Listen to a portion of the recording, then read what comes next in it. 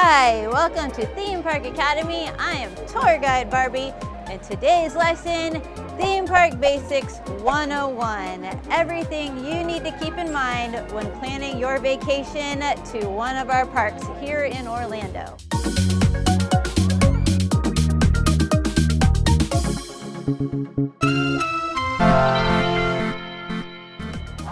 Okay, first things first, do your research.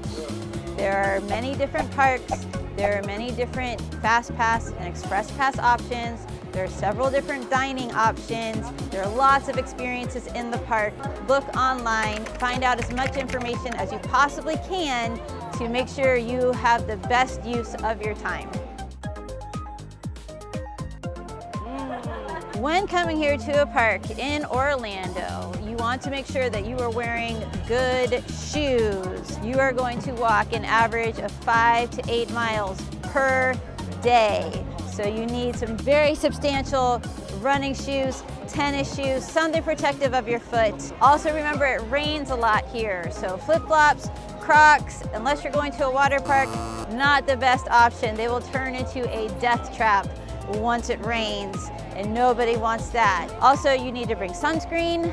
Make sure you have a way to have water all day long. I suggest bringing a hat, or if maybe a hat's not going to work out, bring an umbrella. Bring an umbrella both for when it's very sunny and when it's raining. As a little Barbie tip. Bring some snacks if you can, not a ton, just a few. Maybe bring a light windbreaker, something that you can fold up easily and put in a backpack. Even if it's super hot outside, if you go on a water ride and then you go into air conditioning, you're going to get freezing cold.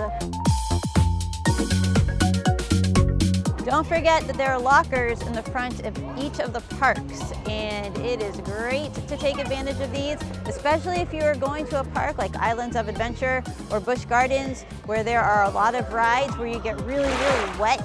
It's a great idea to bring an extra change of clothes, throw them in the locker at the beginning of the day, and then at the end of the day, when you exit, you can change and you can go home dry. Also, make sure you check out all transportation options to get to where you need to go. All of this information is available online, and make sure you know that the times are correct for what you need, and at the very end of the day, Uber and Lyft are an option that will always get you where you need to go.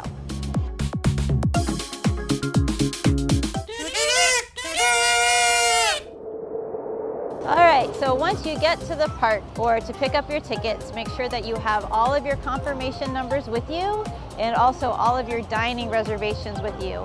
To do this, I recommend taking screenshots with your phone and saving the pictures inside of a folder, and then that way you're not sorting through a bunch of emails that morning while you're flustered trying to enter the park. First thing when you get into a park, go ahead and grab a park map if you're not familiar with it, and also grab a daily show schedule. For the most part, show times and parade times tend to stay pretty consistent, but due to special events and seasonal events, it can change, so don't ever take that for granted.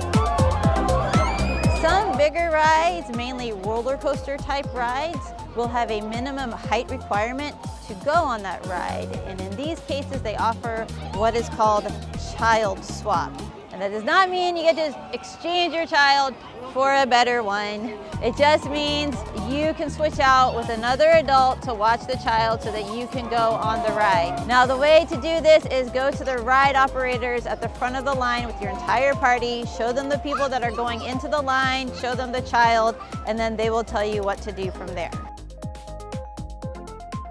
The next big thing to know about before going to a park are the Fast Passes, the Express Passes, the Queue Passes. And what even is a Fast Pass or an Express Pass? Basically, it's just a way for you to not have to wait as long.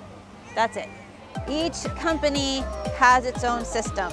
SeaWorld has Queue Passes that get you to the front of the park that you pay extra for, or if you're staying in an affiliated hotel, they are free. Universal has Express Passes that you can use for most lines. They cut your wait time in half. They are also an extra charge or sometimes come with a hotel reservation. And then there's Disney. Disney has Fast Passes. Everyone has access to 3 Fast Passes per day. You can book them ahead of time. How much ahead of time depends on where you're staying and the type of ticket you have. This is something you definitely want to look into before you come. You don't want to miss your booking window. I can't express enough that you don't want to miss your booking window. So you get 3 passes to start per day, and then once you've gone through your 3rd fast pass, you can book them 1 at a time.